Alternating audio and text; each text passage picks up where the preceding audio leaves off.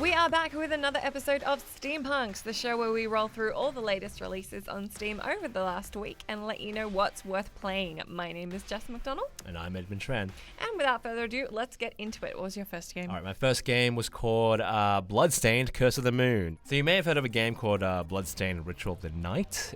It's the Kickstarter project from Koji Igarashi, who created the timeless classic Castlevania Symphony of the Night and basically helped usher in this sort of whole new genre of game. So when Ritual of the Night, the main game, was in its Kickstarter phase, it absolutely smashed its goal. It got like 10 times the asking price and like eventually raised like $5.5 million. And anyway, one of the really, really lofty stretch goals was just a whole nother game, and one that was a revival of the old school Nintendo Castlevania games rather than Igarashi's PlayStation Sega Saturn one. So this is Bloodstained Curse of the Moon. It's a NES-style Castlevania game developed by this Japanese company called Inti Create, who started off as former Capcom employees and sort of have a history in making really, really great 2D platform games. Curse of the Moon is 8-bit. Feels exactly like old school Castlevania, and that's great. I really love this stuff. I really like precise sort of pixel perfect platforming and the simple no-nonsense combat. In true Castlevania style, you have your primary weapon, and you can pick up a variety of sub-weapons that use up mana, and you kill a bunch of dudes. It's also a little frustrating sometimes because it has the old school mentality of every time you get hit by an enemy, you get knocked back and possibly into a pit. That's kind of part of the charm and challenge. Now, the big features that set this one apart from actual old school Castlevania is that it graciously has things like checkpoints, and it also has branching paths through levels, so you can take different routes that have different challenges. This is a prequel game to the main Bloodstained project, so it uses a lot of the same characters, and once you unlock them through the story in this game, you can switch between them and use their different abilities. For example, you start as Zangetsu, who naturally has a sword. Then you unlock Miriam, who's the protagonist of the main game, who has a whip and the ability to sort of slide into tight spaces, back to secret areas and alternate paths. And once you die with a certain character, it actually goes back to the checkpoint, and you get to keep going with 2 characters. And once you lose all of those guys, you actually lose a life. Curse of the Moon has some really, really nice level and boss design. I think it's pretty great so far. It's $10 on Steam, and it's also basically on all the consoles as well. And if you back the Kickstarter at the $30 tier, you'll already have a code. So play it.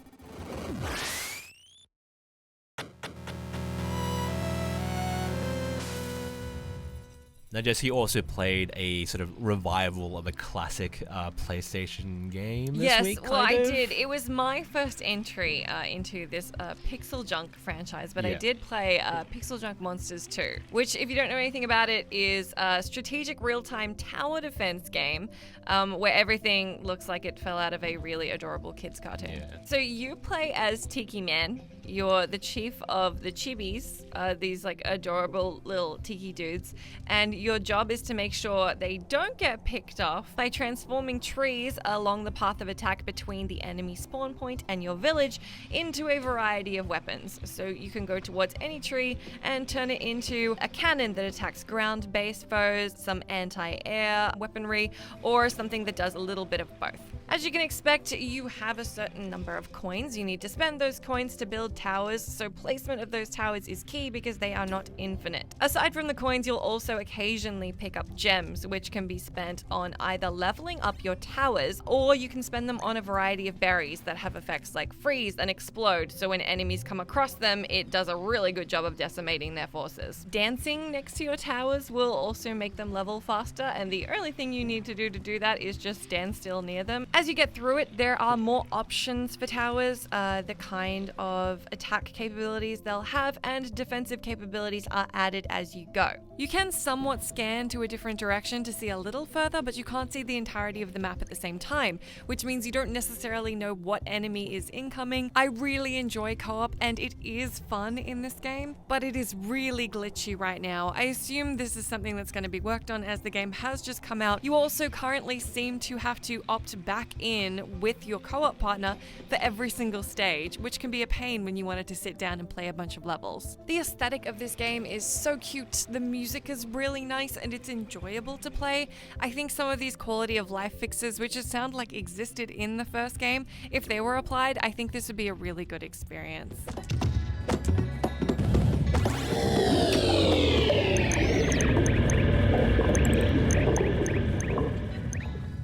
Yeah, I used to love playing the original Pixeljunk Monsters game on PlayStation 3. So I'm looking forward to playing Pixeljunk Monsters 2. Yeah. because that game gets really hard, but not as hard as this next one, Dark Souls Remastered. That's pretty hard. It's pretty hard. You probably already know what Dark Souls is.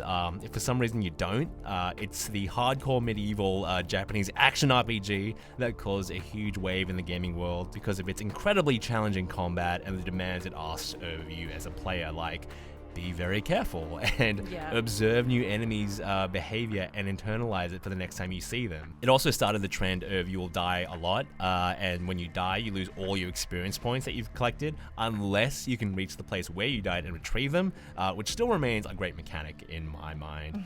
It also invented the most wonderful form of multiplayer. You could opt to go online and have the ability to summon another player to come help you out with something. And Dark Souls Remastered is, surprise, the remaster of the first game in this series, which came out in 2011. It remains the best of the 3 Dark Souls games just because of its sort of wonderful level design, which kind of loops in on itself beautifully. So Namco's telling you that this remaster boasts 60 frames per second and 4K resolutions, super high resolution textures, and new lighting design, as well as a few small quality of life fixes. Now the question you're probably asking as a PC player is like, sure, that's really great for the versions on PS4 and Xbox One, but what's the big deal on PC where everything like sort of scales? The original PC release of Dark Souls, it was called Prepare to Die Edition, was notoriously horrible. It used games for Windows Live for online play and DRM, which, as you probably know, was a terrible, terrible service. It had a hard cap of its resolution at 720, which is outrageous for PC, and a community mod had to be made to unlock this resolution. So Dark Souls Remastered on PC replaces Prepare to Die Edition, and yeah, it just works at 4K res, 60 frames per second out of the box, but obviously a lot of owners are miffed that they couldn't just have that patched on the original one, which is fair. And you know, my impressions were, yeah, look, it's not a very pretty game by today's standards, and the series' mechanics have become a lot more refined since then, but like I said, this is like still heralded as the best Dark Souls for a reason. So if you know you love it or you've been curious, definitely give it a go. There are people complaining about hackers with the PvP stuff, so maybe stay away from that for the moment on PC. Dark Souls Remastered is $40 and you get a 50% discount on it if you already own Prepare to Die Edition. No need to hide your reaction. I get that look all the time. Okay, well, finally we have a game that we both played, which is a whole other kind of hard. It is yet another survival game. Lots of survival games. That's PC. That's PC. Called Raft. You're spawned in the middle of the ocean and you need to gather debris floating by, make sure you have food and water, and try not to get eaten by sharks. So this game is in early access and it has little to no instruction of what you should do or what you need to do. So it took us a lot of trial and error of realizing, don't get off the raft. Don't get off the raft. That was the number one learning. You only have one raft and you can't build another one. You can build extensions to the raft that already exists. You can build all kinds of things like water purifiers, crop beds if you can get seeds from any of the islands you go by. Once you do get the hang of things, it starts to flow more smoothly and you get into that survival game loop of like, okay, let's just keep one eye on how much my water stores are going, one eye on do we have food that's coming in. You can do things like uncover blueprints, where you can make entirely new things that aren't actually in the basic crafting menu at all, using the research table. Yeah, we found stuff like a radio antenna and a receiver, which sort of hints at something more. So you can build like different levels on your raft. You can make it enormous, and you can just build chairs and like chill out and stuff. Yeah, look, imagine any other survival game and building like yourself a mansion. You can just build that on the water. Unfortunately, if you want to play co-op, you do need friends who already have it.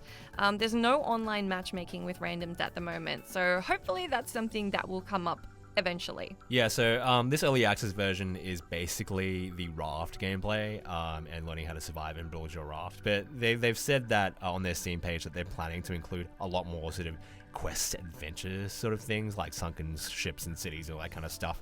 So yeah, looking forward to seeing what they do with it. Probably be a while before a lot of that stuff comes in, but there are a lot of people playing this right now, and it's for good reason. I definitely like the hook. So this one's $20 and that's pretty decent, I'd say, for what it is. It's a really cute and pretty unique survival game, and if you can get a friend on board, all the better. All right, we're done for this week for Steampunks. That's all the games we have. If you've played any of them and want to tell us about your experiences with them, especially Raft, do let us know on our Twitter accounts. I'm at Edwin Tran. And I'm at Jess McDonald. But until next week, we'll see you later. See you then.